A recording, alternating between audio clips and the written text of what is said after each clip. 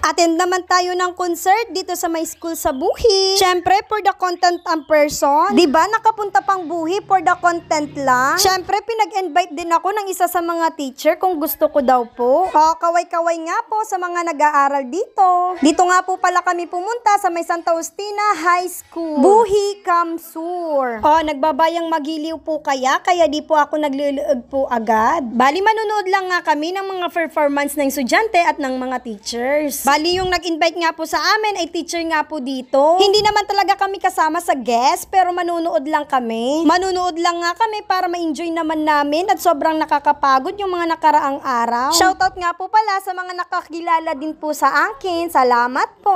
Wag nyo na pong pansinin masyado yung motor ko at sobrang dumi na talaga at kung saan-saan nga kami pumupunta. Bali, kasama ko nga po palang pumunta dito ay yung isang kapatid ko, diba, cameraman? Sila nga po pala yung kauna-unahang nag-perform.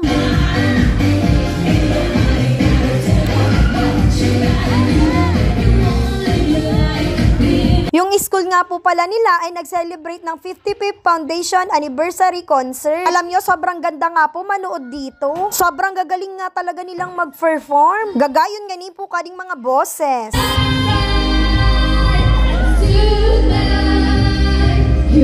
Basta nakakabilib nga yung kanilang mga performance. Adi nga ni po, iranggan nyo nga ni po, adita pratatat na sa kararap. Pinagano pa sa mga salit sa akin, hindi pa daan na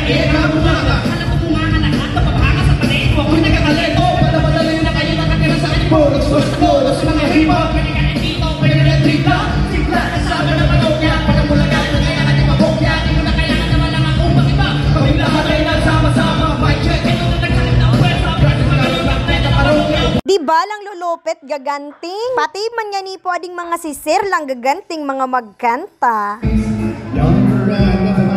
Kahit nga hindi kami estudyante dito ay nag-i-enjoy nga kaming manood.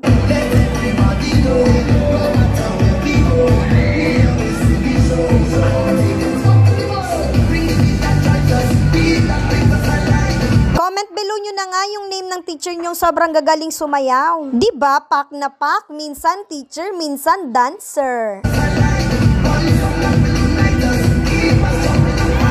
At eto na nga, nakikisabayan na nga kami ng kapatid ko. Kung makikita nyo nga po ay sobrang dami nga pong nanonood. Mga supportive student at ka-classmate nga ito. Basta may mga kanya-kanya nga po silang sinusuportahan. Diba? Sobrang supportive. Basta kami ng kapatid ko ay nag-i-enjoy na lang nga kami ng mga tugtugan. Sa sobrang dami nga pong nanonood doon sa may loob, dito yung iba na lang nanonood sila sa may taas ng kanilang mga room. Yung nag-invite nga po sa amin ay si Ma'am Mary Irene Bayday. Salamat nga po ulit sa iyo, ma'am. Nung mga oras na nga yan ay nasa ospital nga si ma'am. Sayang hindi ko tuloy nakitang nag-perform. Pero salamat naman at ngayon ay nakalabas na nga po. Hindi ko na rin nga pala na-videohan yung iba kasi nag-i-enjoy na nga kami. Nung medyo hapon na nga po ay umuwi na rin nga kami ng kapatid ko. Pero bago nga po kami umuwi ay kumain na muna nga kami ng kapatid ko ng kung ano-ano na lang. Bumili nga kami ng fishball, halo-halo at kung ano-anong candy. Tapos nagtatawanan na lang kami ng kapatid ko kasi sobrang layo na ng napuntahan namin. Kahit nga sobrang init ay pumunta nga kami dito. Hindi ko na rin nga pala sinama si Musumi at pinatulog ko na nung mga oras na yan at sobrang hinit nga po. Ito naman na kapatid ko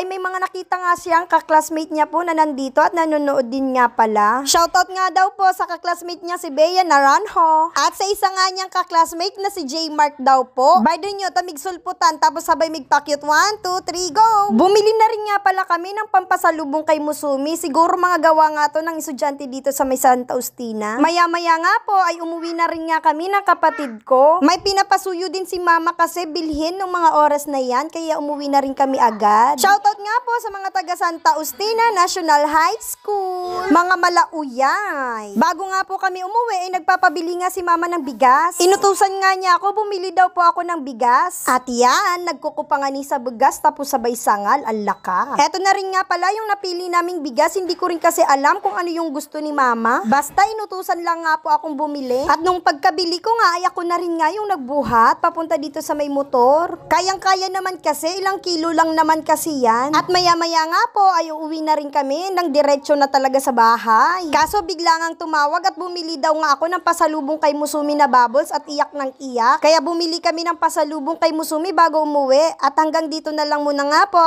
Salamat sa panonood. God bless!